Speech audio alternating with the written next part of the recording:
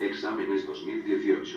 Finanzas Balance de Scorecard 1. ¿Qué es el balance de Scorecard? Es un sistema de control de gestión que incluye variables financieras y no financieras para medir la evolución del negocio.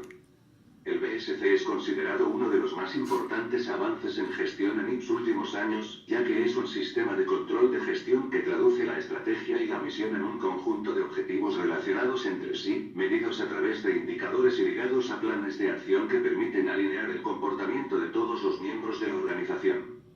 El BSC es también un sistema de medición del desempeño que más aceptación ha tenido entre los directivos de organizaciones tanto públicas como privadas.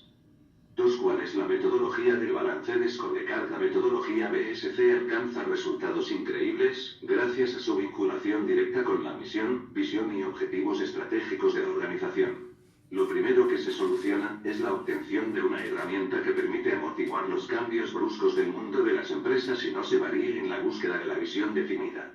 Ahora bien, estos elementos deben estar alineados con lo que establece los diferentes niveles de control, estratégico, táctico y operativo. A partir de aquí, es que resulta un poco borroso el camino a seguir. El asunto está en cómo, desde la posición en que nos encontramos, podemos ayudar al cumplimiento de los indicadores desarrollados por el balance de Scorecard. 3. Que entiende por mediciones, metas y medios mediciones, o parámetros observables que midan el progreso hacia el alcance de los objetivos. Metas. Representan aquellos valores que deben alcanzar los indicadores en un periodo determinado de tiempo. Estas deben ser un desafío pero realizables y deben establecerse con la periodicidad adecuada para poder corregir las desviaciones. Medios. Iniciativa, proyectos o programas que se iniciaran para lograr alcanzar esas metas, pueden ser tantos como se requieran. Ejemplo. Un objetivo de la empresa es tener un crecimiento rentable, objetivo. Esto se medirá mediante el crecimiento en el margen neto, medición. Se quiere alcanzar un crecimiento de 5% en este indicador, meta. Para hacerlo, se ampliará la gama de productos, iniciativa.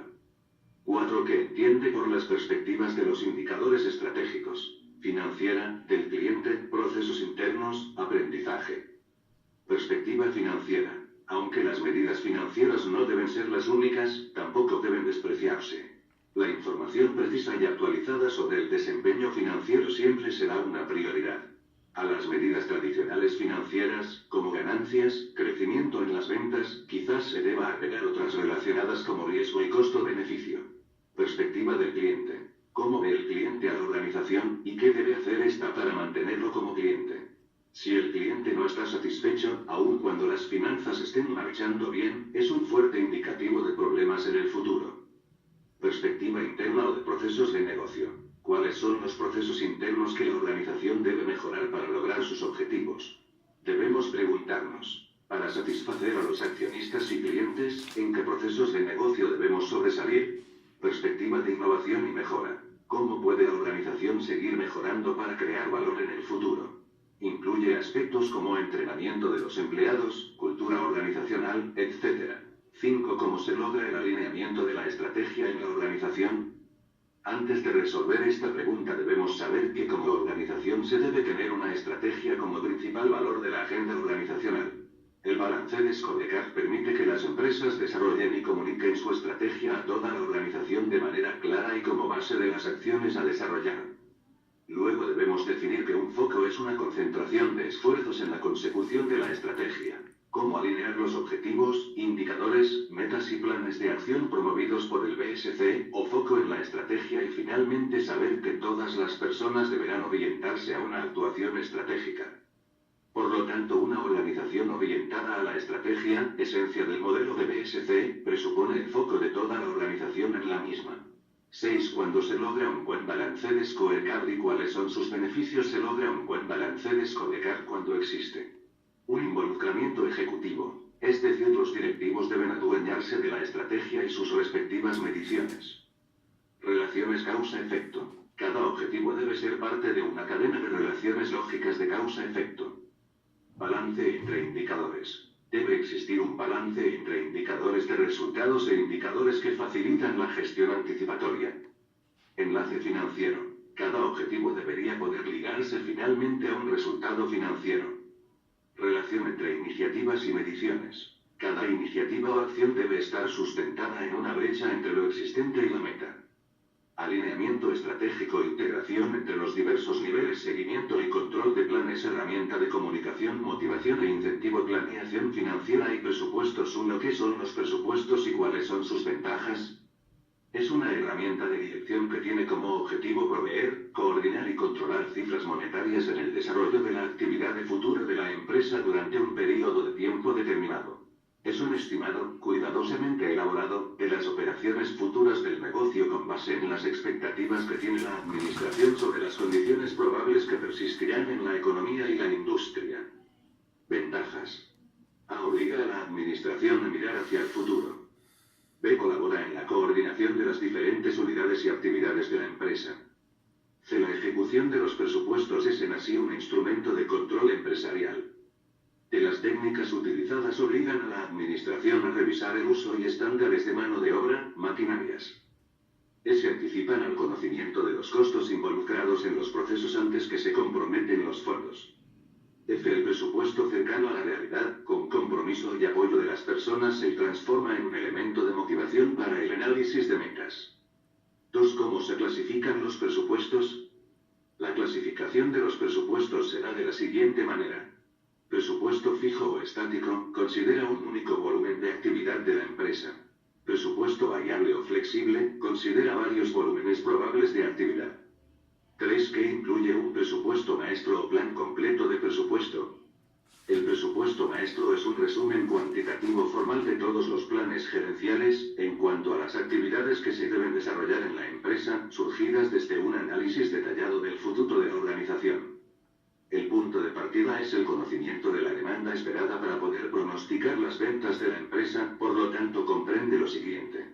A. Presupuesto de ventas. B. Presupuesto de costo de ventas o compras. C. Presupuesto de gastos. D. Presupuesto de nuevas inversiones. E. Presupuesto de financiamiento. F. Presupuesto de flujo de caja. G. Estados financieros proyectados. H. Análisis financiero. I. Análisis de sensibilidad. Para cumplir dicha elaboración se deben integrar dos procesos. Proceso de planeación o decisión.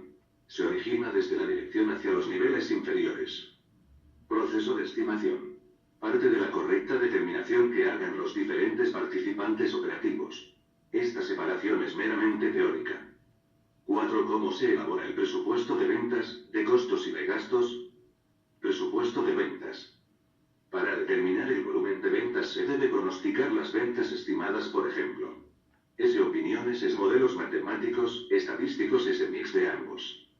Y sobre cifras históricas más una tasa de crecimiento, tasa de crecimiento del mercado donde se desarrolla la empresa. Para elaborar el presupuesto de ventas se determina la cantidad estimada de venta en unidades y por producto y se multiplica por el valor de venta estimado en el presupuesto. El presupuesto de ventas debe hacerse en base mensual. 5. ¿Cómo se elabora el presupuesto de flujo de caja? Se requiere A. Presupuesto de ventas por mes en soles. B. Presupuesto de ingresos de caja indicando % de ventas al contado, % de ventas al crédito y en qué plazo se recuperan. C. Otros ingresos de caja. D. Presupuesto de egresos de caja indicando los egresos proyectados por pago a proveedores, remuneraciones, tributos por pagar, servicios a terceros y otros. E. Se determina el saldo de las actividades de operación. F. Presupuesto de inversiones. G. Presupuesto de financiamiento con indicación de los nuevos préstamos y aplicación del servicio de la deuda. H. Determinar el de balance de operación, determinar el saldo final por mes. 6. ¿Cómo se elaboran los estados financieros proyectados? Balance general. A. El saldo de caja banco se obtiene del presupuesto del flujo de caja proyectado. B. La cuenta clientes sale del resultado del saldo inicial más ventas menos cobranzas proyectadas. C. La cuenta proveedores sale del saldo inicial más las compras del periodo menos los pagos del periodo. D. Las existencias sale del saldo inicial más las compras o producción del periodo menos el costo de ventas del periodo. E. El saldo de los préstamos sale del saldo inicial más los nuevos préstamos menos las amortizaciones del periodo. F. Las cuentas del patrimonio como capital social no varían, pero sí lo pueden hacer la reserva legal, resultados acumulados y resultados del ejercicio. A. La cifra de ventas sale del presupuesto de ventas. B. La cifra de costo de ventas sale del presupuesto de costo de ventas. C. La cifra de gastos sale del presupuesto de gastos. D. Se determina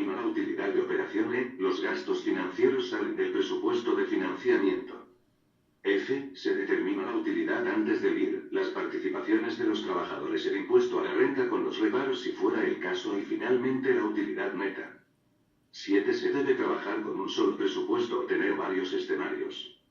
No debemos trabajar con solo presupuesto, ya que este debe ser flexible tomando en cuenta que debemos realizar controles presupuestarios con la finalidad de descubrir qué es lo que se está haciendo, comparando los resultados con sus datos presupuestados correspondientes para verificar los logros o remediar las diferencias, ante cualquier eventualidad en el proceso de las actividades.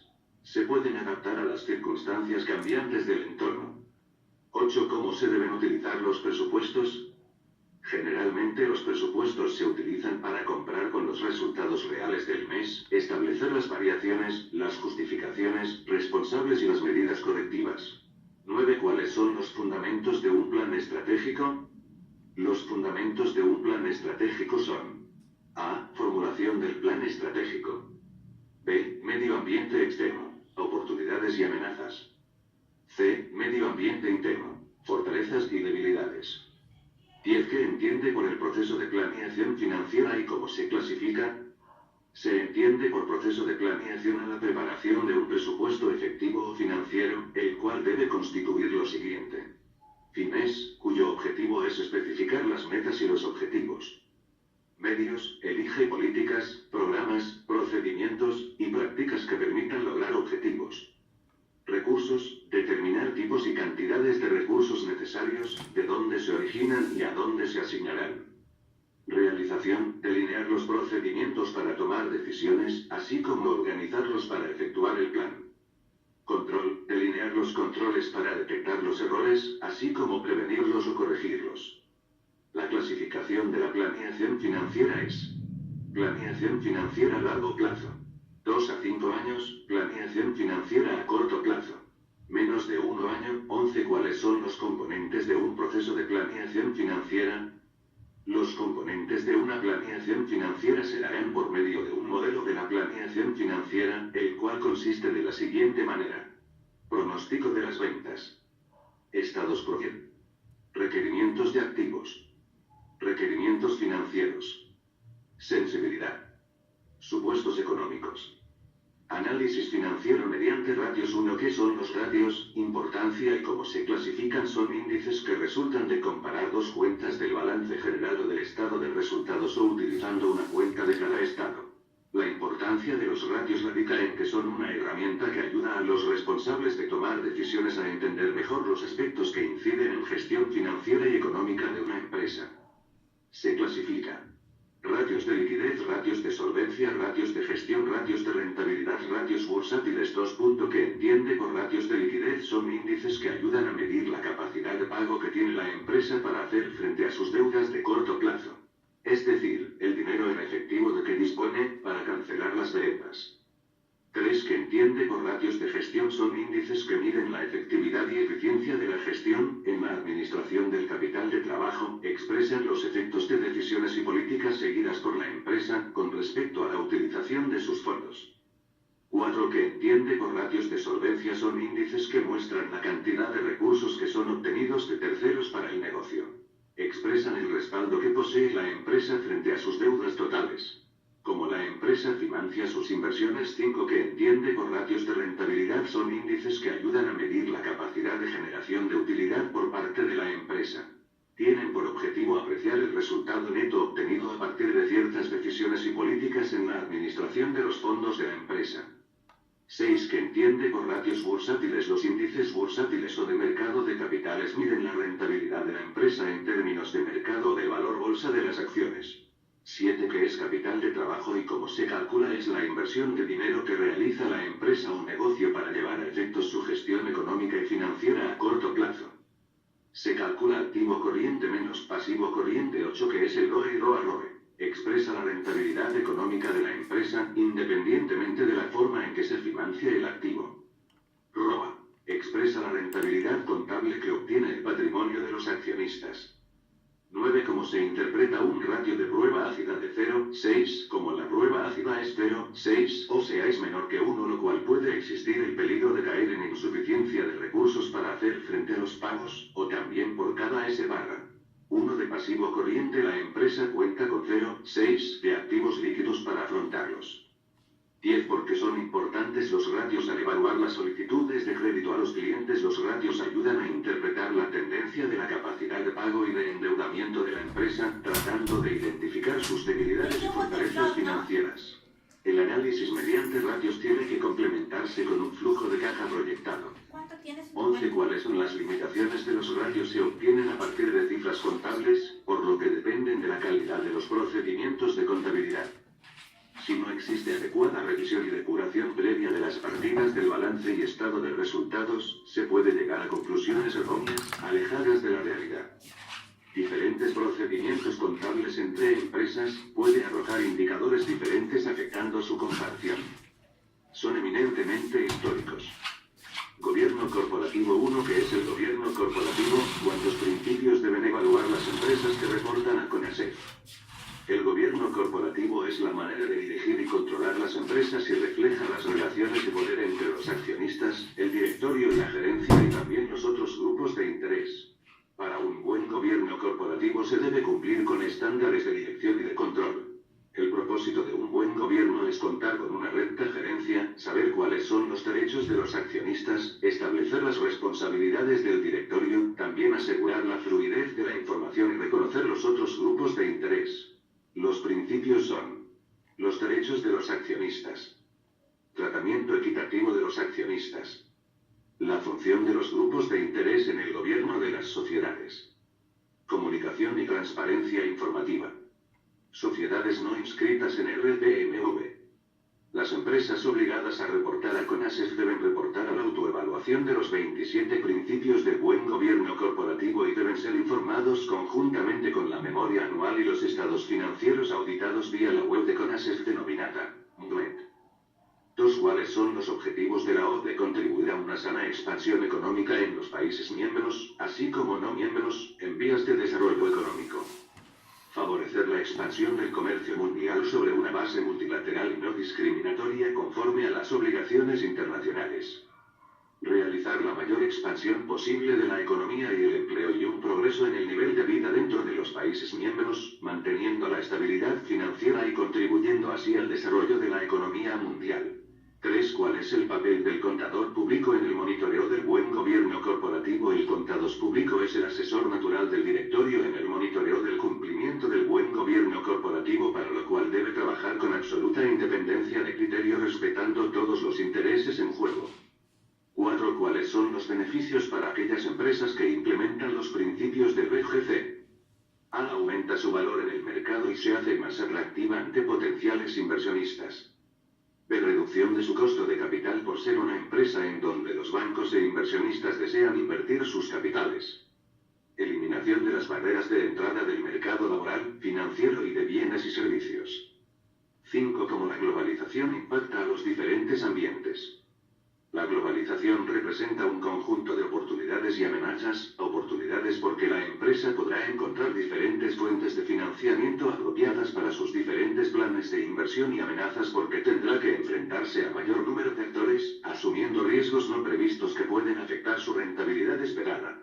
Matemáticas financieras 1. ¿Qué es el VAN y el TIR? Diferencia y aplicaciones. El VAN es el valor actual de los flujos netos de efectivo futuros menos el valor de la inversión inicial en el momento cero.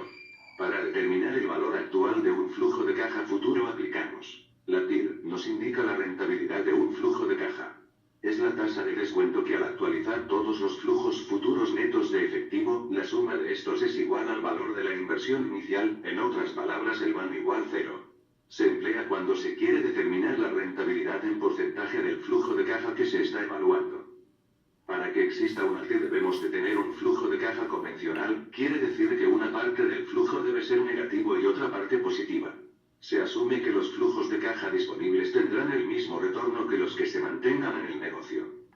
La TIR se puede utilizar en dos sentidos. Para determinar el costo financiero efectivo de una alternativa de financiamiento.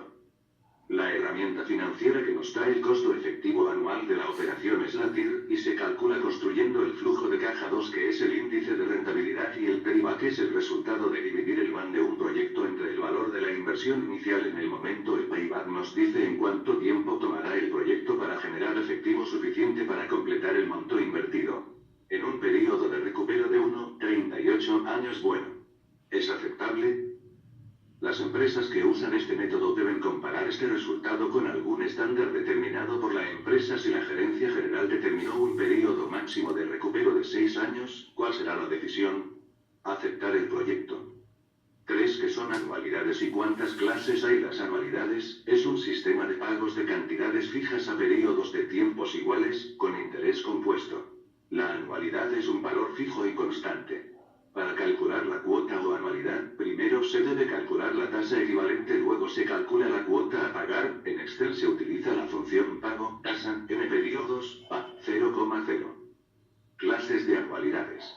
Se denomina anualidad vencida cuando el flujo resultante del periodo se paga al final del mismo. Mediante este sistema varían tanto las amortizaciones como los intereses, siendo las amortizaciones crecientes y los intereses a su vez decrecientes, de tal forma que en cada periodo se paga una cuota igual. Existen dos sistemas. Uno, el sistema francés de amortización progresiva, sistema de cuotas fijas. La cuota periódica a pagar es constante y se calcula como una cuota fija. La amortización del capital es creciente y el pago de intereses es decreciente. Los intereses son calculados sobre los saldos del préstamo. Este sistema es aplicado por los bancos para los créditos hipotecarios, vehiculares, leasing financiero, préstamos personales, entre otros. 2. El sistema alemán de amortización constante. La cuota periódica de pago es variable y decreciente. Se calcula valor de amortización más intereses. Amortización igual es un monto fijo. Se calcula saldo inicial de la deuda barra número de periodos acordados. Interés es igual saldo de la deuda al inicio de cada periodo X tasa de interés. Es decreciente. El sistema alemán es utilizado por los bancos para préstamos a largo plazo. Existen anualidades adelantadas, en las cuales se realiza al inicio de cada periodo, en el momento cero. Esta modalidad no es muy empleada en las decisiones financieras. 4. Que son perpetuidades. Es una serie de pagos que dura y permanece para siempre. También podemos decir que la perpetuidad es una anualidad cuyo pago se inicia en una fecha fija y continúa para siempre. 5. Que es valor futuro. Valor futuro, VF, es el valor de dinero en algún tiempo futuro. Es el valor futuro de una renta postpagable. El valor final es el valor futuro o saldo en efectivo que se desea lograr después de efectuar el último pago. 6. ¿Cuál es la diferencia entre interés simple y compuesto? El interés nominal o simple es el valor que se genera en un periodo de tiempo por el uso del dinero. Se le denomina simple porque el cálculo de intereses se realiza tomando en cuenta solo el valor de la inversión inicial, el principal. Los intereses ganados en un periodo no se consideran para estimar los intereses de periodos futuros. El interés compuesto toma en cuenta los intereses sobre los intereses, lo que quiere decir que los intereses ganados pasan a formar parte del capital para estimar el valor de los intereses de periodos futuros. A este proceso se le denomina capitalización. 7. ¿Cuál es la importancia del costo del dinero en las decisiones financieras? Las matemáticas financieras proporcionan herramientas para la toma de decisiones en el campo de las finanzas y para el manejo del dinero en el tiempo. Empleando los conceptos de matemáticas financieras podemos 1. Analizar flujos de caja. 2. Expresar los flujos en unidades monetarias comparables en el tiempo. 3. Determinar su valor actual. 4. Definir si el resultado del flujo de caja crea o destruye valor para los accionistas. 5. Estimar la rentabilidad en términos porcentuales. 6. Calcular el costo financiero de alternativas de financiamiento. 8. ¿Cuál es la diferencia entre una modalidad de crédito con interés adelantado y con interés vencido? La diferencia radica en el crédito con interés adelantado, los intereses se pagan en el momento del desembolso. Cuando es con interés vencido, los intereses se pagan en la fecha de vencimiento del crédito. Cuando la modalidad de crédito es a tasa vencida, la TEA coincide con el costo efectivo anual, comisiones más gastos legales, seguros, etc. Para la empresa es más caro la modalidad de tasa adelantada, ya que el costo efectivo anual es mayor. Inversiones de capital. CAPEX 1. ¿Qué es el presupuesto de capital? Es un proceso que identifica, evalúa e implementa oportunidades de inversión. Es un criterio para la toma de decisiones sobre la compra de un activo fijo. Aceptamos, rechazamos o posponemos. 5. ¿Qué entiende por flujo de caja relevante y costo hundido? El flujo de caja es un instrumento que sirve para observar el efectivo, es decir, poner esfuerzo en los flujos de costos y beneficios intangibles. Costo hundido son desembolso de efectivo realizado y que por lo tanto no tienen efecto en los flujos de efectivo relevantes para una decisión actual. Los costos hundidos no se deben incluir en los flujos de efectivo incrementales de un proyecto. Capital de trabajo y financiamiento bancario. Uno que entiende por capital de trabajo y cuál es su importancia en el planeamiento financiero. Es la inversión que realiza la empresa o negocio para llevar a efectos su gestión económica y financiera a corto plazo o garantizar un ciclo económico. Su importancia en el planeamiento financiero es que el capital de trabajo va a ayudar a la empresa a poder controlar los riesgos de liquidez, control de costos, crecimiento, etc. Dos que entiende por ciclo operativo o económico de la empresa. El ciclo operativo no es más que una medida de tiempo que transcurre entre la compra de materias primas para producir los artículos y el cobro del efectivo como pago de la venta realizada. 3. Diga qué métodos existen para estimar el capital de trabajo. Los métodos son: método de los días de desfase, método de los ratios, método de la proyección por cuentas. 4. ¿Cuáles son los aspectos claves para una buena administración de las cuentas por cobrar? Y diga cuáles son las 5 Cs en la evaluación de créditos. ¿Qué instrumentos conoce para financiar ventas? Los 5 Cs en la evaluación de créditos son: carácter, reputación de la empresa y su dirección; capacidad, conocimientos de la empresa sobre el negocio; capital, características de los activos y estructura financiera; colateral, medios de pago, garantías y formas de incrementar el negocio para el banco; condiciones relacionadas a la gestión, la liquidez y estructura financiera. Los aspectos claves para administrar las cuentas por cobrar son: A. Adecuada política de créditos. B. Establecer límites de crédito. C. Evaluación exigente de los clientes en el sistema financiero y a través de referencias comerciales. D. Análisis financiero aplicado. Medir la capacidad de pago del cliente. E. Contar siempre con reportes de cuentas por cobrar por cliente, por vendedor, por zonas, regiones, así como un reporte de antigüedad de la deuda. Los instrumentos para financiar ventas son: descuento de letras y factoring. 5. ¿Qué es el factoring y cuántas clases hay? Es el contrato en virtud del cual una de las partes, empresa de factores o factor, adquiere toda una porción o una categoría de créditos que la otra parte, empresa factoreada, tiene frente a sus clientes. Adelanta el importe de dichas facturas y se encarga del cobro de ellas, y si se pacta, asume el riesgo de la posible insolvencia de los deudores. También puede pactarse la prestación de determinados servicios de cobranza, financieros y de asesoramiento. Existen 2 clases de factoring con recurso o no financiero.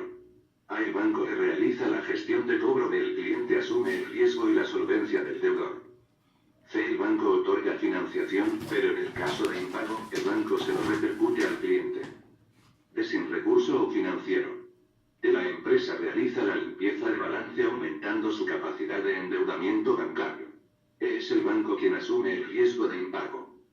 6. ¿Cuáles son las condiciones para que una empresa pueda contar con líneas de crédito bancarios? El banco. ¿Qué aspectos evalúa cuando una empresa solicita crédito bancario? Los aspectos que evalúa el banco son: macroeconómicos, capacidad, gestión, carácter y capacidad económico contable, capital y capacidad técnicos, capital y colateral, colaterales y condiciones legales, condiciones, colateral y capital. Las condiciones para que una empresa pueda contar con líneas de crédito son las de presentar ante los bancos estados financieros con una antigüedad no mayor de 3 meses, flujo de caja proyectado, última declaración jurada de renta, completar formato de informes comerciales y de mercado. 7. ¿Qué son créditos directos? Ejemplos. Y ¿qué son créditos indirectos? Ejemplos.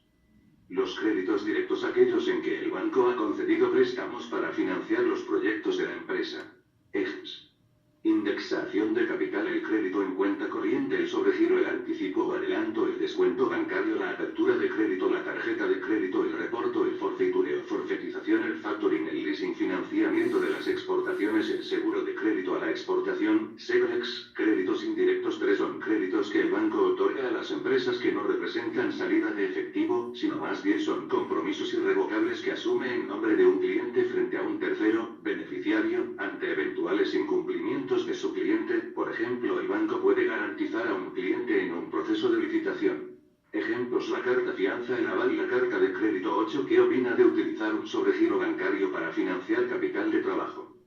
El sobregiro bancario nos ayuda a resolver liquidez en el momento de no contar con disponible, pero es uno de los medios de financiamiento más caros. Ventajas del leasing financiero: A. El bien se puede depreciar en el que se pacte en el contrato. Para bienes muebles el plazo mínimo es 2 años, para bienes inmuebles el plazo mínimo es 5 años. B. La financiera financia al cliente el valor de venta del bien y cobra el ICE en forma diferida conjuntamente en cada cuota. C. El cronograma de pagos se puede adecuar de acuerdo al flujo de caja del cliente. D. Se puede pactar en moneda nacional y o moneda extranjera.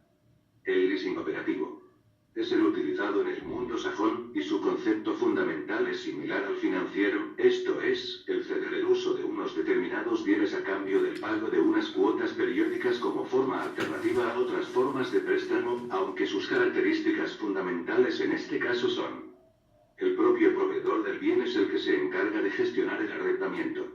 Esto incluye el proporcionar al mantenimiento y los contactos necesarios para garantizar el servicio técnico a sus clientes, corriendo a cuenta suya dichos gastos aunque limitando el número de horas de trabajo del bien suministrado. La duración de la operación es a corto o medio plazo, entre 2 y 4 años. El arrendamiento puede ser cancelado tras el transcurso de 24 meses siempre y cuando se haya avisado con anterioridad de que esta era nuestra intención. La compañía del leasing tiene en cuenta la obsoletización del producto, corriendo a su cuenta. Al finalizar el contrato, el usuario se puede o no quedar con el producto, aunque en este caso, el valor residual suele ser elevado. El leasing operativo más importante es el que se desarrolla en torno a los vehículos, compra de flotas, de automoción industrial, ambulancias, etc. El valor residual de este tipo de leasing es alto y suele ser el precio posterior del vehículo en el mercado de ocasión, generando por lo tanto una cuota reducida. Léase Baco Retroleasing. El propio cliente es el que vende su propiedad a la empresa de leasing y luego la alquila, consiguiendo con ello transformar una deuda de corto a largo plazo y en la obtención de una liquidez inmediata en las ventajas fiscales, así como una mayor rapidez en la amortización. Riesgos y riesgos de un portafolio. Uno, ¿qué es el riesgo y cómo se puede cuantificar y por qué es importante medir el riesgo?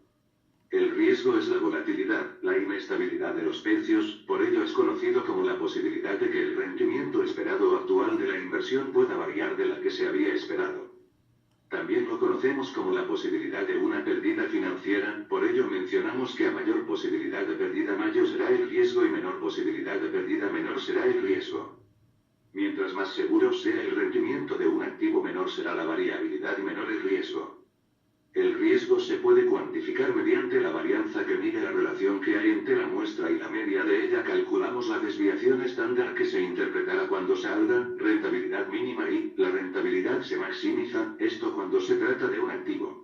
Y cuando son más activos se podrá hallar la covarianza, la cual mide la relación que hay entre dos o más instrumentos y se calcula el coeficiente correlacional, el cual se interpretará, cuando salga cercano a -1 tendrá relación indirecta y cuando salga cercano a +1 tendrá relación directa. Esta quiere decir que las dos ganan o las dos pierden. Es importante medir el riesgo a efectos de encontrar los planes de acción para mitigarlos y no afectar la rentabilidad esperada. 2. ¿Qué son riesgos diversificables y no diversificables? Riesgos diversificables o específicos, es cuando afectan a un valor en concreto, son los propios de cada acción o activo en particular. Y los riesgos no diversificables son los que afectan a todos los valores de un mismo mercado, como por ejemplo los riesgos de mercado, o los riesgos crediticios o los riesgos de operación. 3. ¿Qué son riesgo de mercado y cuántas clases existen? Los riesgos de mercado son las variaciones que se dan en el mercado de operaciones de cada entidad. Existen 4 clases. Los riesgos de tipo de interés, riesgos de precios, riesgos de inflación y riesgo de tipo de cambio. 4. ¿Qué son riesgos de crédito y cuántas clases existen? Los riesgos de crédito son las variaciones o sensibilidades al momento de un crédito y entre ellos tenemos a las clases de riesgo que son el impago o de calificación. 5. ¿Qué es el riesgo operacional? Es el riesgo de pérdidas resultantes de la falta de adecuación o fallas en los procesos internos, de la actuación del personal o de los sistemas, o bien aquellas que sean producto de eventos externos. 1. Riesgo tecnológico. Recoge la posibilidad de que el estado de la tecnología actual evolucione dejando a la empresa o al proyecto en estatus obsoleto. 2. Riesgo del modelo. Riesgo de que se utilice mal un modelo a la hora de valorar un producto financiero. 3. Riesgo de inventario. Se refiere a cambios en el precio de las mercancías básicas, commodities, lo cual afecta a los precios de sus productos.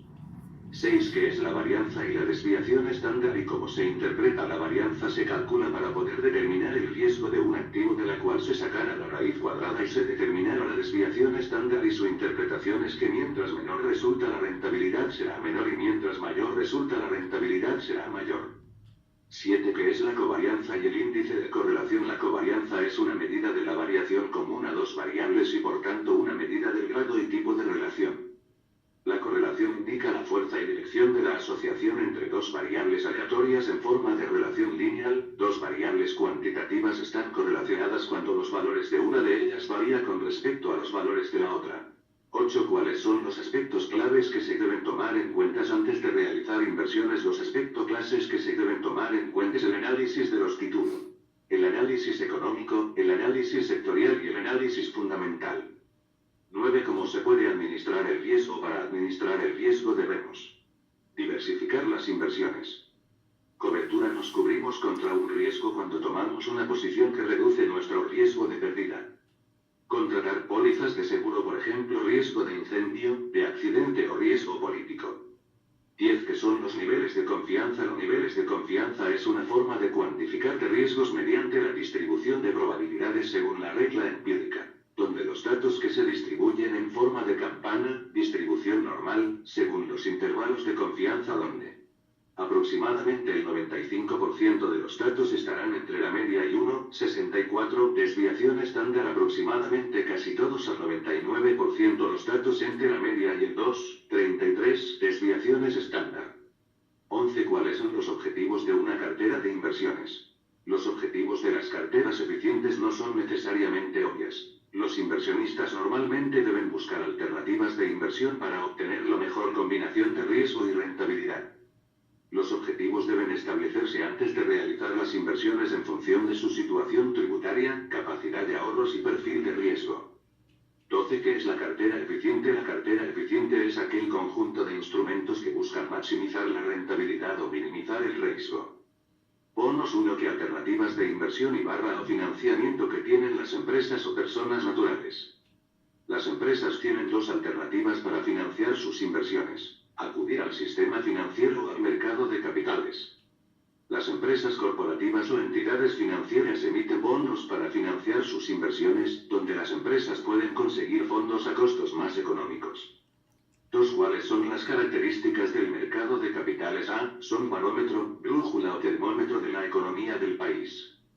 B. Su indicador señala no solo lo que está ocurriendo, sino lo que va a ocurrir en el mundo de las finanzas. C. Es el sitio donde mejor se cumplen las leyes de la oferta y de la demanda. D. Se mantiene el anonimato de compradores y vendedores. E. Facilita la transferencia de recursos de los ahorradores o agentes con exceso de liquidez a inversiones en el sector productivo de la economía. F. Las empresas encuentran un costo financiero más económico en comparación con el sistema financiero.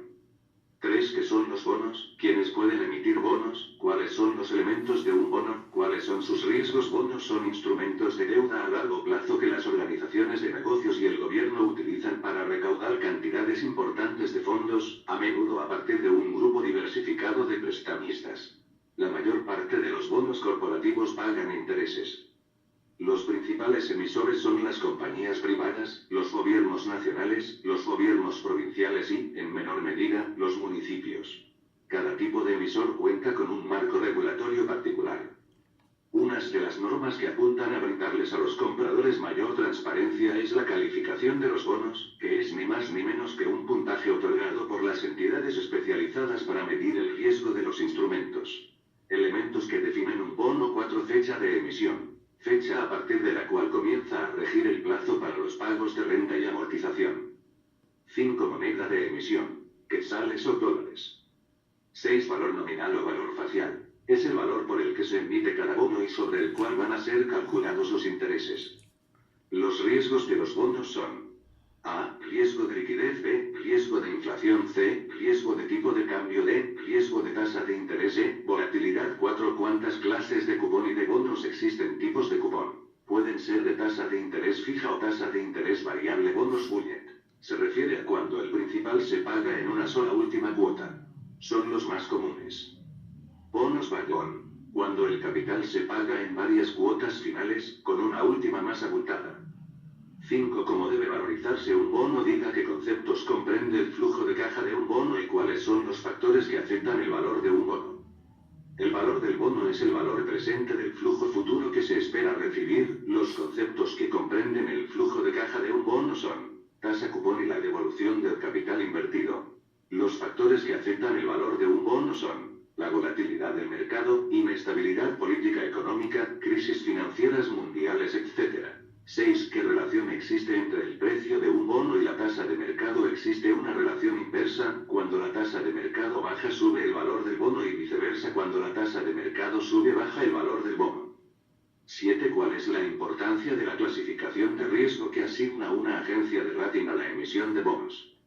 Es muy importante, pues en función de la calificación de riesgo, siendo la mejor A, la empresa corporativa conseguirá una emisión exitosa y por ende una tasa cupón solicitada por los inversionistas más baja. 8. ¿Qué son bonos corporativos, bonos de arrendamiento financiero, bonos basura y bonos de titulización? Bonos corporativos.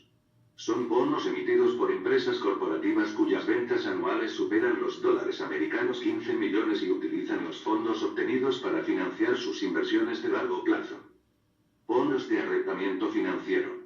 Título valor emitido por las empresas autorizadas a realizar operaciones de arrendamiento financiero, leasing, cuyo objetivo es financiar las operaciones de esta índole.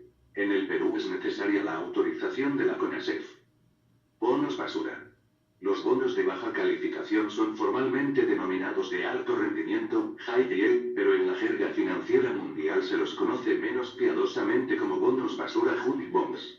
Los bonos basura llevan ese nombre despectivo porque su nivel de riesgo sobrepasa todos los límites de una inversión común y corriente. En contrapartida suelen tener un rendimiento elevado, por encima del promedio del mercado. Por eso la tentación de buenas ganancias hay que temperarla con la capacidad de enfrentar riesgos que le pondrían los pelos de punta a cualquiera. Bonos titulizados. Estos bonos son una novedad en nuestro país, y actualmente ya hay empresas e instituciones que han titulizado activos como la Municipalidad de Lima, Ferreiros, entre otras empresas. También hay hipotecarios, su garantía está en hipotecas. Consisten en que un banco o una caja de ahorros convierten una serie de créditos hipotecarios homogéneos en una emisión de bonos. De este modo el prestatario de la hipoteca está pagando los intereses de los tenedores de los bonos así como devolviéndoles el capital invertido. Estos bonos son muy conocidos en Estados Unidos, donde la desintermediación entre bancos y cajas de ahorros es muy frecuente. 9. El Estado puede emitir bonos. ¿Y para qué? ¿Cómo se llama el riesgo asociado? El Estado sí puede emitir bonos y esos son los bonos soberanos. Los bonos colocan al gobierno en una situación difícil que puede culminar en un futuro en el estancamiento de la economía y en la necesidad de propiciar la elevación de los impuestos para poder hacer frente a un brusco aumento del servicio de la deuda externa.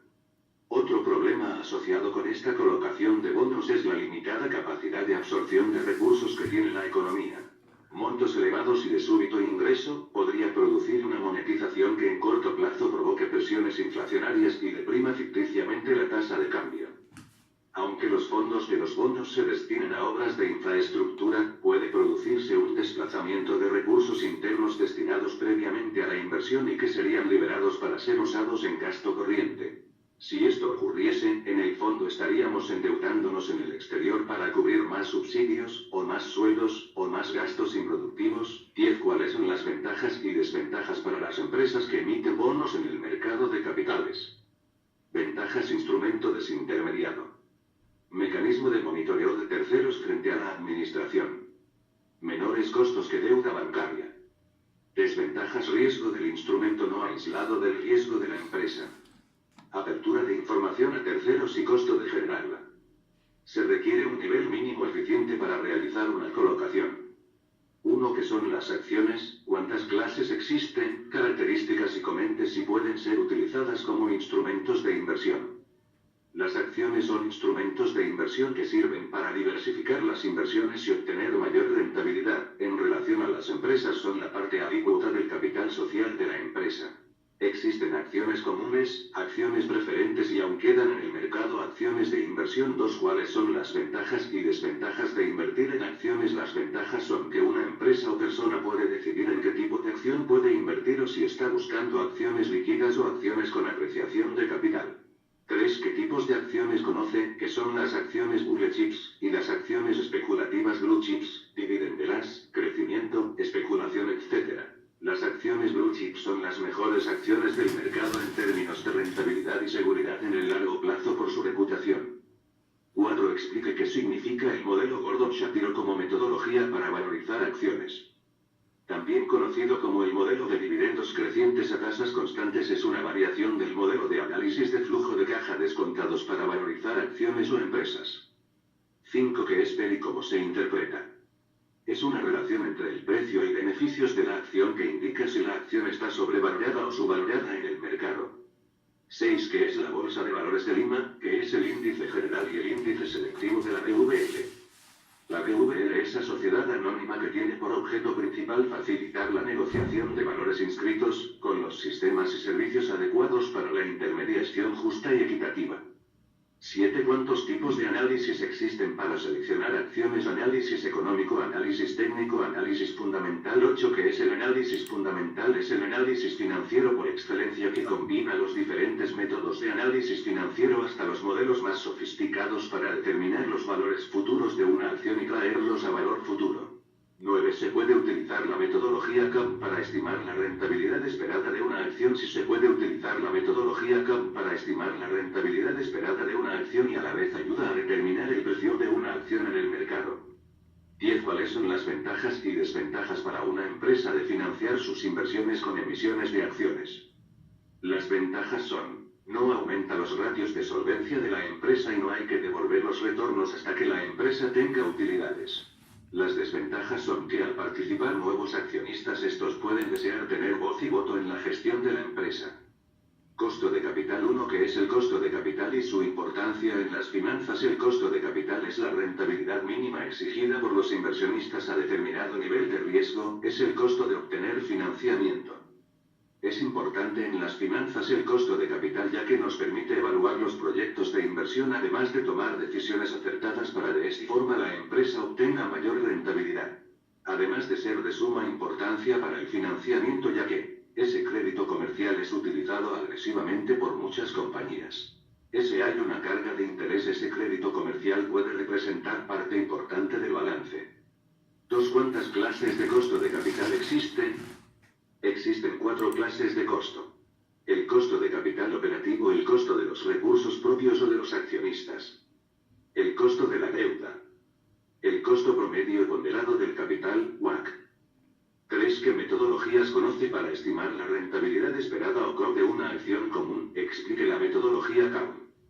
Para estimar la rentabilidad esperada o costo de las acciones comunes de una acción común es utilizando el CAM. El CAM es una metodología que sirve para estimar el índice de riesgo, que establece la relación entre la rentabilidad promedio del mercado y la rentabilidad demandada de una determinada acción.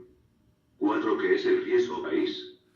Es el riesgo adicional en que incurre un inversionista extranjero por invertir en un país emergente. Los factores que incrementan el riesgo inherente a un país. Unos factores políticos sociales como por ejemplo debilidad institucional, burocracia, corrupción, marco regulatorio. 2. Factores económicos financieros. Crecimiento y recesión, inflación, tipo de cambio, tasa de interés. 5. ¿Qué es el coeficiente beta? El beta de la acción de una empresa expresa su nivel de riesgo sistemático.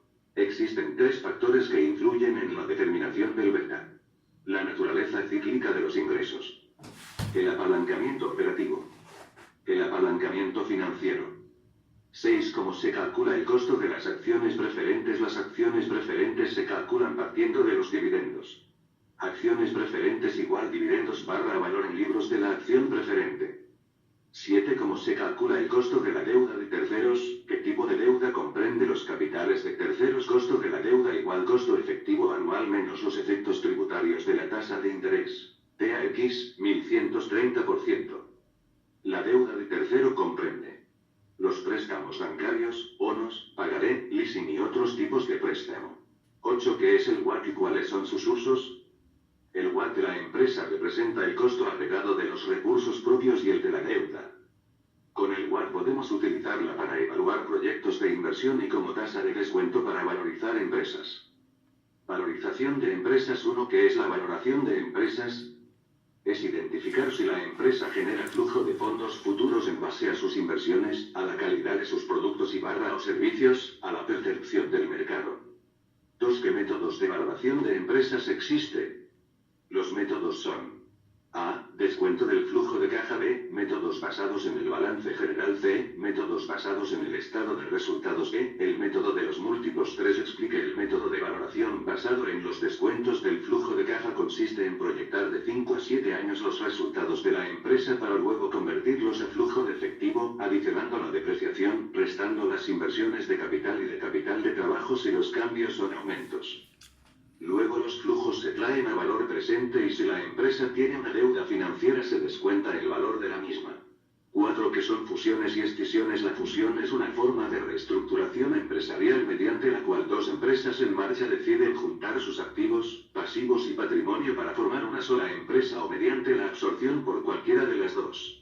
La fusión se da cuando las empresas no pueden crecer porque el mercado ya alcanzó su madurez y con la finalidad de aumentar su valor se juntan para ganar más participación de mercado y aumentar su rentabilidad. Las escisiones es una forma de reestructuración empresarial mediante la cual una empresa escinde parte de sus activos para ser transferidos a otra empresa, con finalidad de generar valor mostrando aquella parte del negocio más rentable. 5. ¿Qué es el flujo de caja libre y el flujo de caja del accionista? El flujo de caja libre es el saldo disponible para pagar a los accionistas y para cubrir el servicio de la deuda después de descontar las inversiones de capital y las de capital de trabajo. El flujo de caja del accionista es el flujo de caja libre descontado del pago del servicio de la deuda y el efecto fiscal de los intereses. Es el remanente que le queda para los accionistas. 6. ¿Qué significa la creación del valor para el accionista? Significa tomar las decisiones de inversión, financiamiento y estratégicas que permitan a la empresa obtener una rentabilidad en el periodo mayor al costo de capital y sus fuentes de financiamiento. 7. Explique son los índices comparables de valoración. Consiste en valorar una empresa con objeto de hallar su valor de mercado por analogía con el valor de mercado de otras compañías comparables.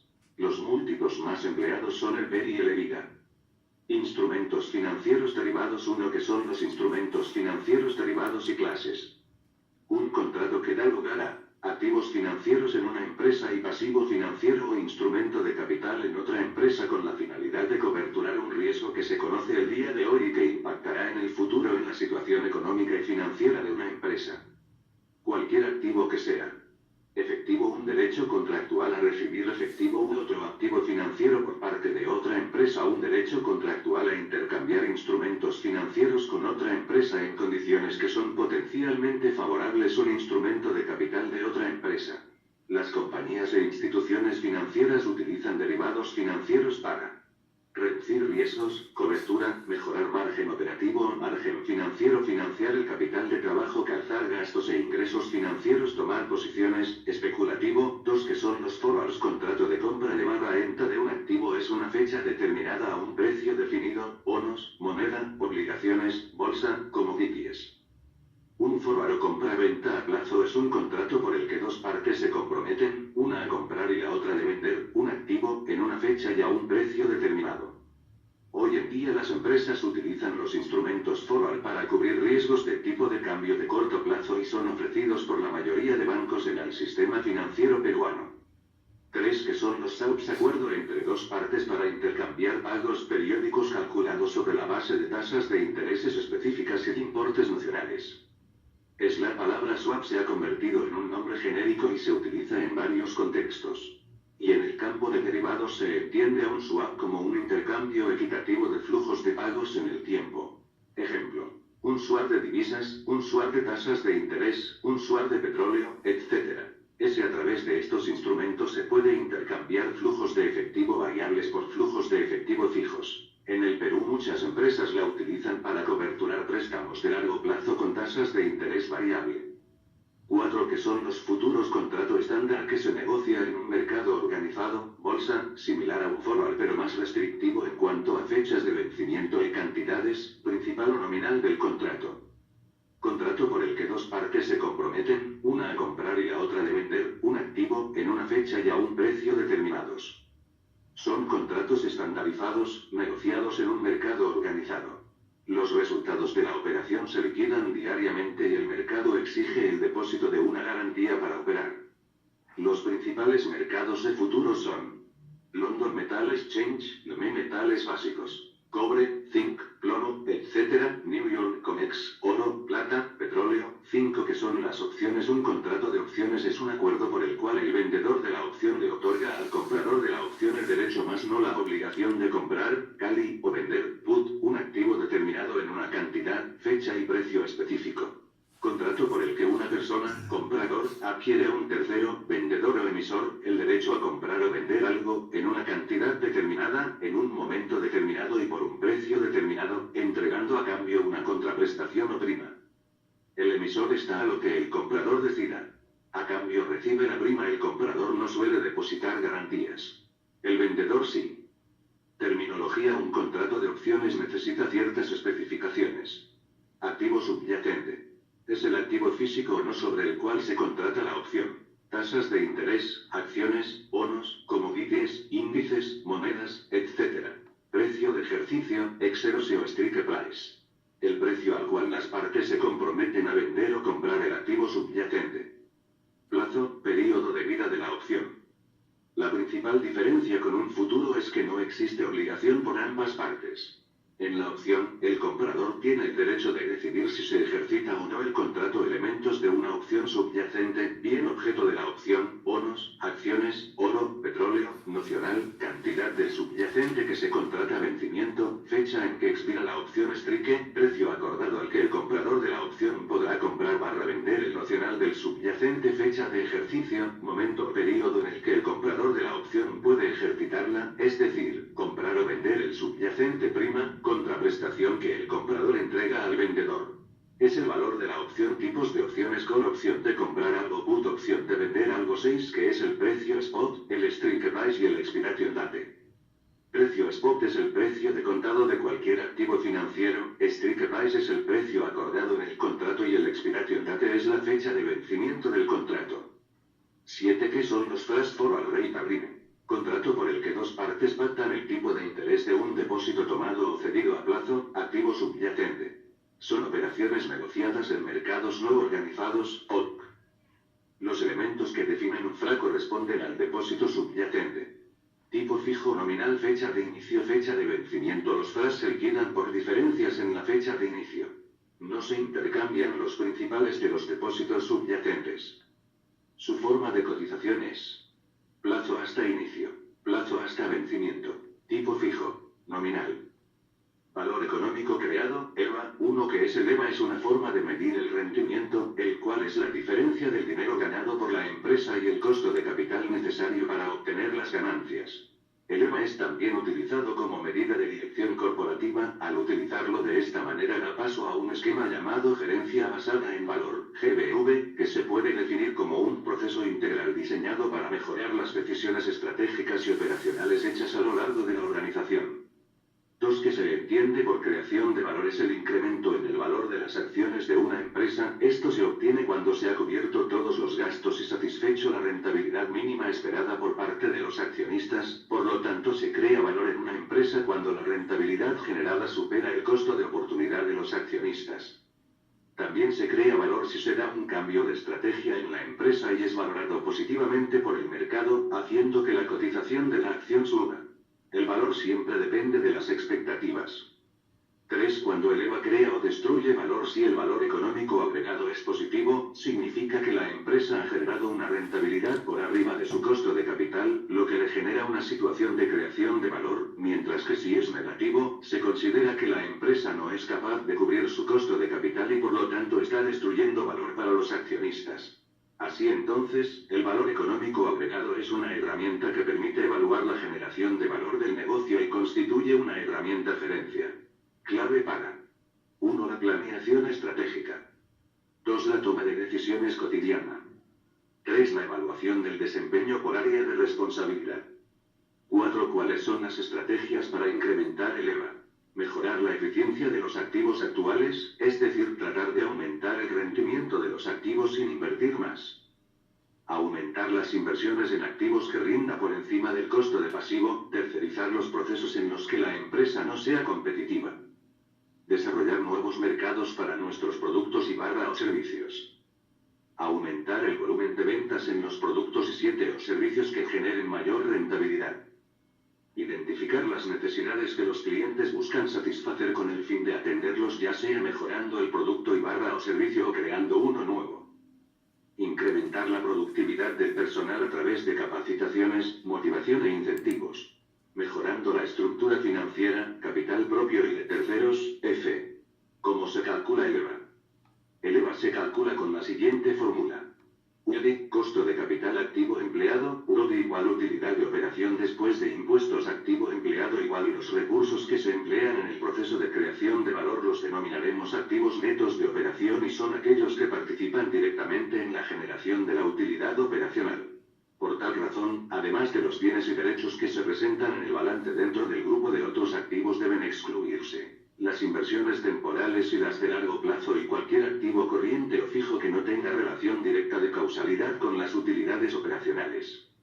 Además se habla de activos netos de operación porque al total de los activos de operación se le deducen las cuentas por pagar a los proveedores de bienes y servicios. Exportaciones y medios de pago. 1. ¿Qué son los Incoterms y cuáles son su finalidad? Son reglas internacionales uniformes para la interpretación de términos comerciales. Determinan el alcance de las cláusulas comerciales incluidas en un contrato de compra, venta internacional, solucionando los problemas derivados de las diversas interpretaciones que pueden darse según los países involucrados y reduciendo las incertidumbres derivadas de las múltiples legislaciones, usos y costumbres.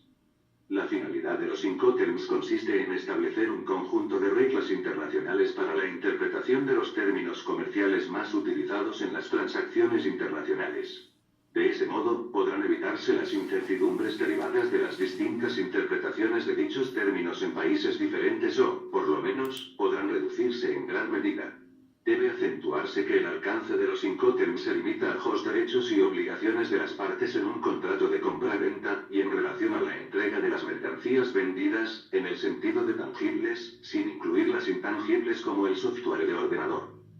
2. ¿Qué significa valor FOB y CIF-FOB? El vendedor tiene la obligación de cargar la mercancía a bordo del buque en el puerto de embarque especificado en el contrato de venta. El comprador selecciona el buque y paga el flete marítimo.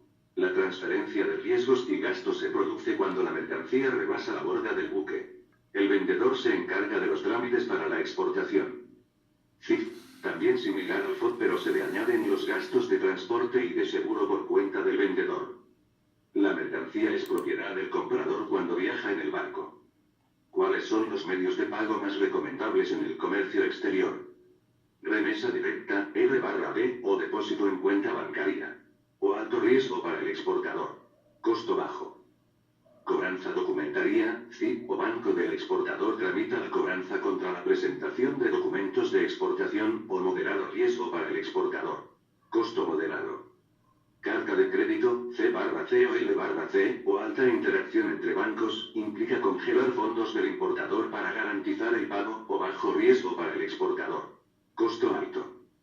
3. ¿Qué es una carta de crédito de exportación? Es un instrumento de pago, sujeto a regulaciones internacionales, mediante el cual un banco emisor, obrando por solicitud y conformidad con las instrucciones de un cliente, ordenante, debe hacer un pago a un tercero, beneficiario, contra la entrega de los documentos exigidos, siempre y cuando se cumplan los términos y condiciones de crédito. En otras palabras, es un compromiso escrito asumido por un banco de efectuar el pago al vendedor a su solicitud y de acuerdo con las instrucciones del comprador hasta la suma de dinero indicada, dentro de determinado tiempo y contra entrega de los documentos indicados. Este instrumento es uno de los documentos más sencillos en su forma y de los más complejos en cuanto a su contenido. Llamada también crédito comercial, crédito documentario, y en algunas ocasiones simplemente crédito. 4. ¿Qué es un crédito stand-by? Es aquel que emite un banco para garantizar el cumplimiento de pago de un ordenante por compromisos contraídos con un beneficiario. En caso de incumplimiento, el beneficiario del stand-by está habilitado para cobrarlo, normalmente contra la presentación de una carta de incumplimiento que él mismo emite. 5. ¿Qué impuestos se pagan en las importaciones? Por regla general, las importaciones están afectas al pago del derecho a barrem, 6%, sobre su valor CIF, costo de la mercancía más prima del seguro más valor del flete de traslado, y pago del IVA, 19%, sobre su valor CIF más el derecho a barrem. 6. En las exportaciones, ¿en qué moneda se facturan y si las facturas deben emitirse con IUF? Se factura de acuerdo a la moneda del lugar de destino y no está afecto al IUF. Finanzas internacionales 1. ¿Qué son las finanzas internacionales? Las finanzas internacionales son un área de conocimiento que combina los elementos de finanzas corporativas y economía internacional, donde se estudia los flujos de efectivos a través de fronteras nacionales, para la toma de decisiones en el contexto que presentan las empresas multinacionales. 2. ¿Qué es la globalización? ¿Qué factores contribuyen a este proceso? ¿Y cuál es su impacto a nivel de empresas, oportunidades y riesgos de la globalización? La globalización es un proceso de integración que tiende a crear un solo mercado mundial, en el que se comercien productos idénticos, producidos por empresas cuyo origen es difícil de determinar ya que sus operaciones están distribuidas en varios países. Factores que contribuyen a la globalización. 1. La reducción de las barreras comerciales y el auge del comercio mundial. 2. La estandarización de los bienes y servicios. 3. El encogimiento del espacio geográfico, telecomunicaciones. 4. El colapso del sistema comunista y el fin de la Guerra Fría. 5. Movimiento mundial hacia el liberalismo y la democracia. 6. La tercera revolución industrial por el desarrollo de la tecnología. Su impacto a nivel de empresas son multinacionales y la de las internacionales. Internacional, si está involucrada en las exportaciones o las importaciones. Multinacional, si traslada a otro país una parte de sus operaciones, diseño, investigación, publicidad o producción. Existe una clara distinción entre la matriz donde se toman las decisiones importantes y las filiales o sucursales ubicadas en otros países, donde se ejecutan las decisiones propias de cada país. Transnacional, si sus actividades multinacionales forman una red tan compleja que resulta difícil determinar el país de origen y diferencia entre país y sucursales. Oportunidades de globalización. Crea oportunidades sin precedentes para el crecimiento y el progreso. Riesgos de la globalización. Existe el riesgo cambiario, la volatilidad de los tipos de cambios en el régimen de tipos de cambios flotantes. Existe el riesgo económico y el riesgo político. Efectos de contagio. Si un país en vías de desarrollo sufre fuga de capitales sin necesidades en el país afectado, procederán a retirar sus capitales. Tendencia a la deflación, teniendo exceso de sobreproducción, de esta manera reduciendo costos y asimismo se reduce el poder adquisitivo de los consumidores, generando crisis. 3. ¿Qué es el sistema monetario internacional? Es un conjunto de arreglos institucionales para determinar los tipos de cambio entre las diferentes monedas, acomodar los flujos de comercio internacional y de capital y hacer los ajustes necesarios en la balanza punto de pagos de diferentes países. 4. ¿Qué es el tipo de cambio y cuántos tipos existe? El tipo de cambio es el precio de la moneda de un país en términos de la moneda de otro país. Tipo de cambio es flexible. Es un conjunto de reglas que describen el papel que desempeña el Banco Central en la determinación del tipo de cambio. Tipo de cambio es fijo. El Banco Central establece su valor e interviene en el mercado cambiario para mantenerlo. 5. ¿Qué es la balanza de pagos y de cuántas partes consta? La balanza de pagos de un país es el resumen de todas sus transacciones económicas con el resto del mundo durante un determinado año. La balanza de pagos registra todos los ingresos de divisas al país como todos los egresos. Consta de 3 partes. Cuenta corriente. Incluye el comercio de bienes, servicios y transferencias unilaterales. Cuenta de capital. Muestra el cambio de activos del país en el exterior y de los activos extranjeros en el país, diferente de los activos de la reserva oficial. Incluye la inversión extranjera directa y la inversión extranjera indirecta, en cartera, cuenta de reservas oficiales. Mide el cambio en los activos oficiales de un país y el de los activos oficiales extranjeros en el país. Incluyen monedas extranjeras convertibles, sobre todo el dólar norteamericano. 6. ¿Qué son las reservas netas internacionales y por qué es importante para un país tener acumuladas estas reservas? Las reservas internacionales están formadas por el oro y las divisas de libre disposición menos los pasivos a favor del propio Fondo Monetario Internacional. Es importante mantener un alto nivel de reservas ya que desalientan los ataques especulativos contra la moneda nacional. La principal desventaja son las reservas que constituyen un dinero congelado que podría ser utilizado para financiar el desarrollo del país. 7. ¿Qué es la balanza comercial? La balanza comercial es el registro de las importaciones y exportaciones de un país durante un periodo. El saldo de la misma es la diferencia entre exportaciones e importaciones. Es la diferencia entre los bienes que un país vende al exterior y los que compra a otros países. Hay dos tipos. Positiva, cuando el valor de las compras es menor que el de las ventas. Vendes más que compras. Negativa, cuando el valor de las ventas es menos que el de las compras. Compras y no vendes todo. Apalancamiento 1. ¿Qué es apalancamiento operativo y cuál es su aplicación a nivel empresarial? Apalancamiento operativo es la estrategia que sigue una empresa de invertir en altos costos fijos con el objetivo de maximizar su actividad de producción y o comercialización para maximizar su utilidad de operación, EBIT. A nivel empresarial es muy importante evaluar los riesgos de tener un alto apalancamiento operativo y en todo caso la empresa debe evaluar estrategias para reducirlos y reemplazarlos por la tercerización. 2. ¿Qué es el punto de equilibrio? Ventajas y limitaciones. El punto de equilibrio es una estrategia que es parte del modelo de planeación de utilidades. La ventaja radica en que la empresa se esfuerza en alcanzar un volumen mínimo de ventas para cubrir sus costos de operación y obtener al menos una utilidad de operación de cero. La desventaja está en que el punto de equilibrio asume que sus principales variables como precio, costo variable unitario y fijo se mantienen constante. 3. ¿Qué es el apalancamiento financiero y cuál es su aplicación a nivel empresarial? Es una estrategia que consiste en financiar las inversiones con una participación importante del capital de terceros con la finalidad de aumentar la utilidad por acción.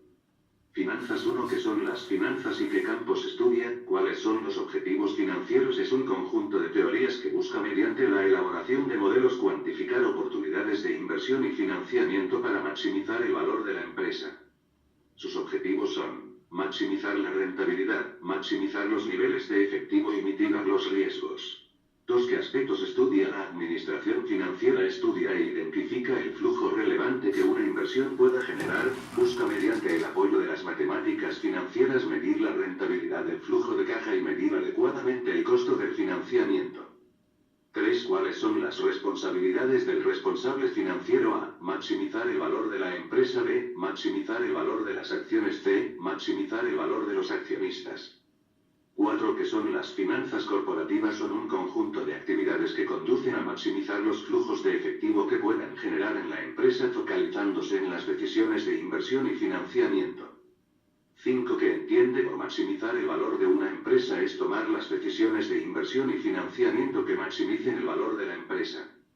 6. ¿Cuál es el impacto de la globalización en las finanzas? La globalización provee oportunidades de inversión a las empresas así como riesgos que pueden afectar la rentabilidad esperada.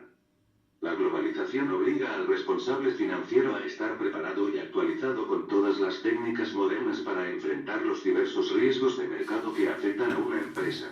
Preguntas de examen de grado oral 2018. Costo de inventario son todos los costos de compras, de conversión y otros costos incurridos al traer las existencias a su ubicación y condición actuales. Costo de adquisición.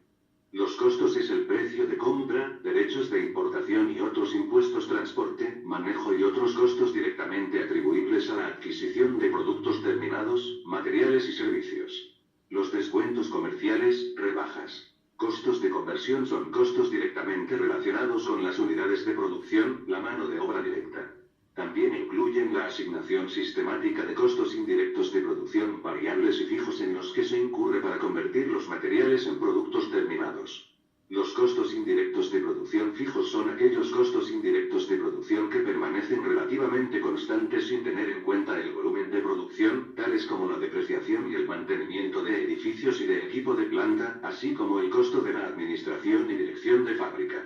Los costos de producción variables son aquellos costos indirectos de producción que varían directamente o casi directamente con el volumen de producción obtenida, tales como los materiales indirectos y la mano de obra indirecta. Costo contable. Debe incluir todos los costos de compra, costos de transformación y otros costos en que se ha incurrido para poner las existencias en su ubicación y condición actuales. Costo el más bajo. Las existencias deben ser valuadas al costo o al valor neto de realización, el que resulte menor. Valor neto realizable. Es el precio estimado de ventas en el curso normal de las operaciones menos los costos estimados necesarios para completar el bien y realizar la venta, gasto de venta. Este concepto se utiliza en la evaluación del saldo final de las existencias, de acuerdo a la siguiente expresión: costo o valor neto realizable, el que sea menor que es secuencia de la convención por la cual los activos corrientes no deben contabilizarse por montos mayores a los que se espera tengan lugar por su uso o su venta. La aplicación de este criterio aplica a verificar el costo de un bien, para determinar disminuciones en su valor como consecuencia, entre otras, de daños que vuelven su costo no recuperable, obsolescencia total o parcial, o declinación de su precio de venta. Las estimaciones se basarán en la evidencia de mayor confiabilidad que esté disponible al momento de hacer la estimación del monto de las existencias que se espera realizar, tomando en consideración: a. Las fluctuaciones en los precios y costos, que estén directamente relacionados con los hechos producidos después de la fecha de balance en la medida que confirmen las condiciones existentes al final del periodo. B. El propósito para el cual se mantienen los inventarios. En este sentido, el VNR de la cantidad de inventarios se mantienen para satisfacer los contratos de venta-servicios a firme está basado en el precio del contrato, mientras que las existencias en exceso se basan en los precios generales de venta.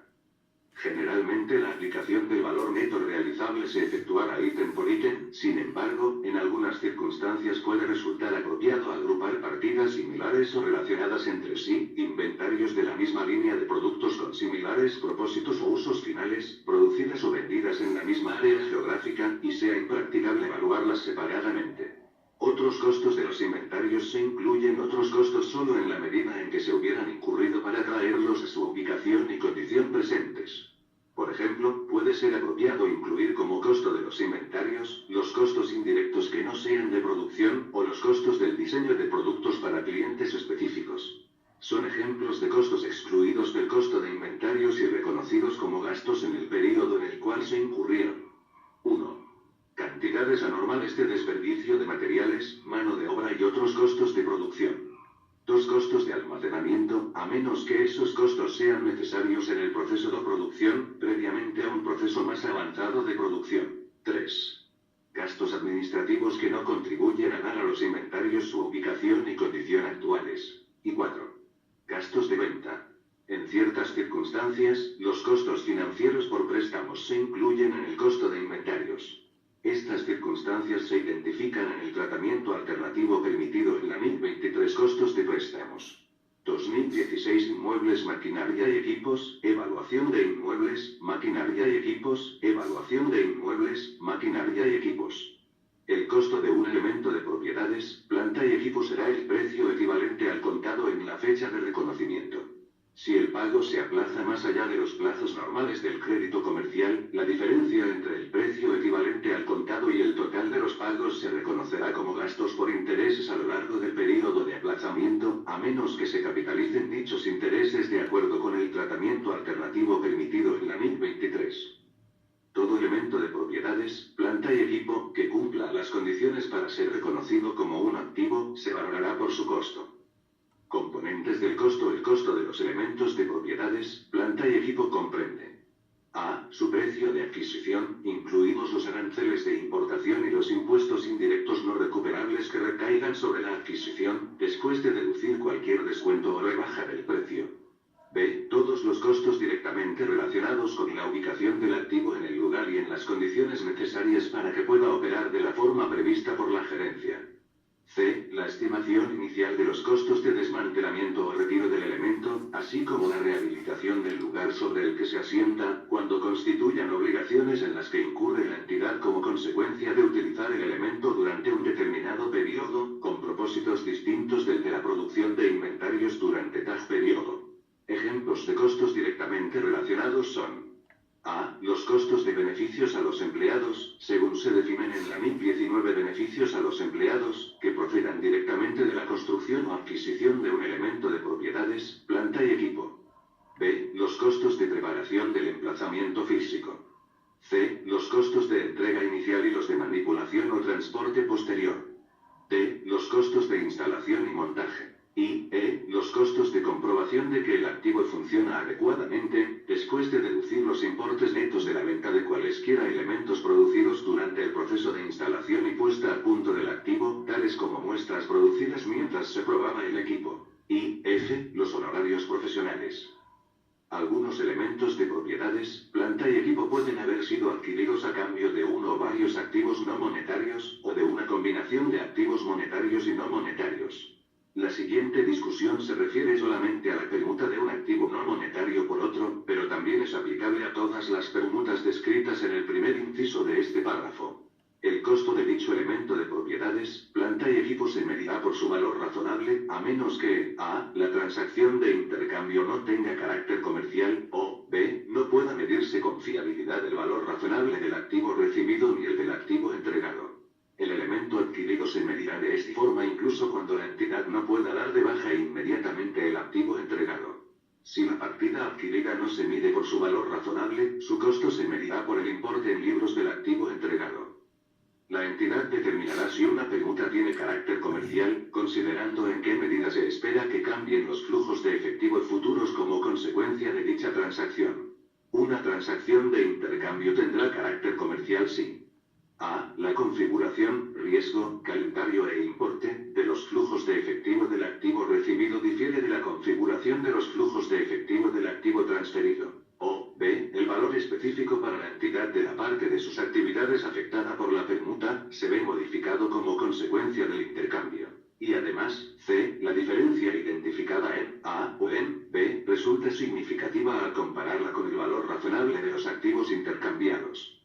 Al determinar si una permuta tiene carácter comercial, el valor específico para la entidad de la parte de sus actividades afectada por la transacción deberá tener en cuenta los flujos de efectivo después de impuestos. El resultado de estos análisis puede quedar claro sin necesidad de que la entidad deba realizar cálculos detallados. El costo de un elemento de propiedades, planta y equipo que haya sido adquirido por el arrendatario en una operación de arrendamiento financiero, se determinará utilizando los principios establecidos en la NIC 17 Arrendamientos. Costo de adquisición. Costo es el importe de efectivo o medios líquidos equivalentes al efectivo pagados, o el valor razonable de la contraprestación entregada, para comprar un activo en el momento de su adquisición o construcción o, cuando sea aplicable, el importe atribuido a ese activo cuando sea inicialmente reconocido de acuerdo con los requerimientos específicos de otras NIF. Valor en libros.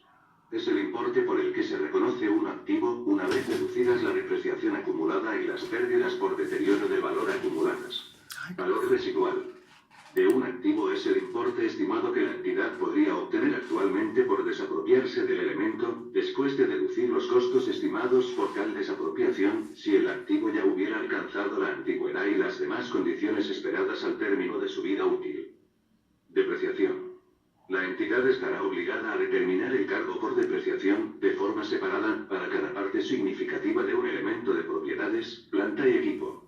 La entidad estará obligada a medir el valor residual de un elemento de propiedades, planta y equipo por el importe estimado que recibiría actualmente por el activo, si tuviera los años y se encontrara en las condiciones en las que se espera que esté al término de su vida útil.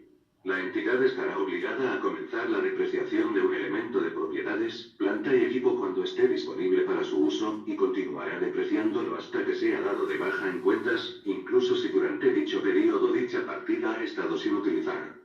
Revaluación. Normalmente, el valor razonable de los terrenos y edificios se determinará a partir de la evidencia basada en el mercado mediante una tasación, realizada habitualmente por tasadores cualificados profesionalmente.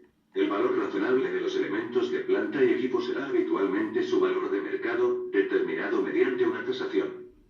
Cuando no exista evidencia de un valor de mercado, como consecuencia de la naturaleza específica del elemento de propiedades, planta y equipo y porque el elemento rara vez es vendido, salvo como parte de una unidad de negocio en la entidad, podría tener que estimar el valor razonable a través de métodos que tengan en cuenta los desempeños del mismo o su costo de reposición una vez practicada la depreciación correspondiente.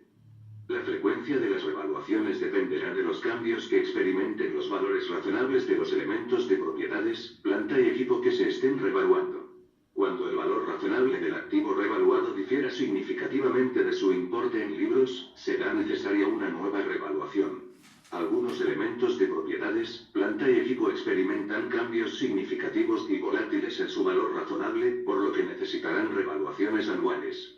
Tales revaluaciones frecuentes serán innecesarias para elementos de propiedades, planta y equipo con variaciones insignificantes en su valor razonable. Para estos, pueden ser suficientes revaluaciones hechas cada 3 o 5 años. Cuando se revalúe un elemento de propiedades, planta y equipo, la depreciación acumulada en la fecha de la revaluación puede ser tratada de cualquiera de las siguientes maneras. A. Reexpresada proporcionalmente al cambio en el importe en libros bruto del activo, de manera que el importe en libros del mismo después de la revaluación sea igual a su importe revaluado. Este método se utiliza a menudo cuando se revalúa el activo por medio de la aplicación de un índice a su costo de reposición depreciado. B. Eliminada contra el importe en libros bruto del activo, de manera que lo que se reexpresa es el valor neto resultante, hasta alcanzar el importe revaluado del activo. Este método se utiliza habitualmente en edificios. La cuantía del ajuste en la depreciación acumulada, que surge de la reexpresión o eliminación anterior, forma parte del incremento o disminución del importe en libros del activo. 3. Impuesto general a las ventas. Crédito fiscal. Requisitos para su uso. IF. Aspecto formal, sustancial e informal. Retenciones del IF. Percepciones y detracciones. ISC. Crédito fiscal. IF es la adquisición de bienes, servicios y contratos de construcción, o el pagado en la importación del bien, que existen requisitos sustanciales y formales de uso del crédito fiscal. Que se solo otorgará derecho a crédito fiscal las actividades mencionadas que sean permitidos como gasto o costo de la empresa del crédito fiscal mensual o que se destinen a servicios prestados en el exterior no gravados con el impuesto. Estos servicios prestados en el exterior no gravados con el impuesto que otorgan derecho a crédito fiscal son aquellos generadores de rentas de tercera categoría para efectos del impuesto a la renta, que los comprobantes de pago deberán ser anotados en el registro de compras en el período de su emisión o dentro de los 12 períodos siguientes. Requisitos sustanciales. Son gasto o costo de la empresa del impuesto a la renta, cuando del contribuyente no esté afecto que se destinen a operaciones que se debe pagar el impuesto. Requisitos formales. Está consignado por separado en el comprobante de pago que acredite la compra del bien, el servicio afecto, el contrato de construcción, o de ser el caso, en la nota de débito, o en la copia autenticada por el agente de aduanas o por el fedatario de la aduana de los documentos emitidos por la SUNAT, que acrediten el pago del impuesto en la importación de bienes. B. Que los comprobantes de pago o documentos consignen el nombre y número del RUT del emisor, obtenida a través de dichos medios, el emisor de los comprobantes de pago o documentos haya estado habilitado para emitirlos en la fecha de su emisión. C. Que los comprobantes de pago, las notas de débito, los documentos emitidos por la SUNAT, a los que se refiere el inciso A, o el formulario donde conste el pago del impuesto en la utilización de servicios prestados por no domiciliados, hayan sido anotados en cualquier momento por el sujeto del impuesto en su registro de compras. El mencionado registro deberá estar legalizado antes de su uso y reunir los requisitos previstos en el reglamento. Que los comprobantes de pago, las notas de débito, los documentos emitidos por la aduana o el formulario donde conste el pago del impuesto en la utilización de servicios prestados por no domiciliados, hayan sido anotados por el sujeto del impuesto en su registro de compras en el mes de su emisión o dentro de los 12 meses siguientes. Tratándose de comprobantes de pago electrónicos, el derecho al crédito fiscal se ejercerá con un ejemplar del mismo, salvo en aquellos casos en que las normas sobre la materia dispongan que lo que se otorgue al adquiriente o usuario sea su representación impresa, en cuyo caso el crédito fiscal se ejercerá con esta última, debiendo tanto el ejemplar como su representación impresa contener. El derecho al crédito fiscal se ejercerá en el período en el que se realiza la anotación del comprobante de pago o documento respectivo en el registro de compras, siempre que la anotación se efectúe en la hoja que corresponda de dicho período y dentro del plazo establecido. Que el impuesto esté consignado por separado en el comprobante de compra del bien, del servicio afecto, del contrato de construcción, o de ser el caso, en la nota de débito o en el documento emitido por la aduana, que acredite el pago del impuesto en la importación de bienes. Impuesto general a las ventas. Ley del Impuesto General a las Ventas e Impuesto Selectivo al Consumo y con el Decreto Supremo. Su reglamento, con el cual se han dictado las normas que regulan el Impuesto General a las Ventas y el Impuesto Selectivo al Consumo, se promulgó el reglamento de la Ley del Impuesto General a las Ventas e Impuesto Selectivo al Consumo, cuyo texto la tasa del 16% del Impuesto General a las Ventas y deberá agregársele el 2% por el Impuesto de Promoción Municipal, haciendo el 18%. Es importante resaltar que el impuesto general a las ventas es un impuesto con el cual todos nos vemos llamados a contribuir en nuestra vida diaria, de una u otra manera, día a día nos vemos afectados por este impuesto. Lo primero que se debe tener claro es, como lo señala el artículo de ley en mención y 2 de su reglamento, es lo referente a las actividades u operaciones, como lo llama la ley, gravadas por esta. Son los siguientes. A la venta en el país de bienes muebles, ubicados en el territorio nacional o cuya inscripción, matrícula, patente o similar haya sido otorgada en el país, aun cuando a tiempo de efectuarse la venta se encuentre transitoriamente fuera de él. Que se realice en cualquiera de las etapas del ciclo de producción y distribución, sean estos nuevos o usados, independientemente del lugar en que se celebre el contrato, o del lugar en que se realice el pago. B. La prestación o utilización de servicios en el país. C. Los contratos de construcción. De la primera venta de inmuebles que realicen los constructores de los mismos. La posterior venta del inmueble que realicen las empresas vinculadas con el constructor, cuando el inmueble haya sido adquirido directamente o de empresas vinculadas económicamente con el mismo, cuando se demuestre que el precio de la venta realizada es igual o mayor al valor de mercado. En la importación de bienes. Por el contrario, el artículo 2 señala que operaciones no se encuentran gravadas por la presente ley y son: A. El arrendamiento y demás formas de cesión en uso de bienes muebles e inmuebles, siempre que el ingreso constituya renta de primera o de segunda categorías gravadas con el impuesto a la renta. B. La transferencia de bienes usados que efectúen las personas naturales o jurídicas que no realicen actividad empresarial. C. La transferencia de bienes que se realice como consecuencia de la reorganización de empresas. Del monto equivalente al valor CIF, en la transferencia de bienes no producidos en el país efectuada antes de haber solicitado su despacho a consumo. Impuesto selectivo al consumo. Es un tributo al consumo específico. Grava la venta en el país a nivel de productos de determinados bienes, la importación de los mismos, la venta en el país de los mismos bienes cuando es realizada por el importador y los juegos de azar y apuestas, tales como loterías, bingos, rifas, sorteos, máquinas tragamonedas y otros aparatos electrónicos, casinos de juego y eventos hípicos. Son de aplicación para efecto del impuesto selectivo al consumo, en cuanto sean pertinentes, las normas establecidas en el título primero referidas al impuesto general a las ventas, incluyendo las normas para la transferencia de bienes donados sin afectos contenidas en el referido título. Operaciones gravadas a la venta en el país a nivel de productor y la importación de los bienes, tales como hulla, gasolina, querosene, vehículos usados y nuevos, aguas minerales, gasificadas, licores, cervezas, cigarros. B. La venta en el país por el importador de los bienes especificados en el literal A del apéndice cuarto, los mismos del numeral anterior, con excepción de la cerveza. C. Los juegos de azar y apuestas, tales como loterías, bingos, rifas, sorteos y eventos hípicos.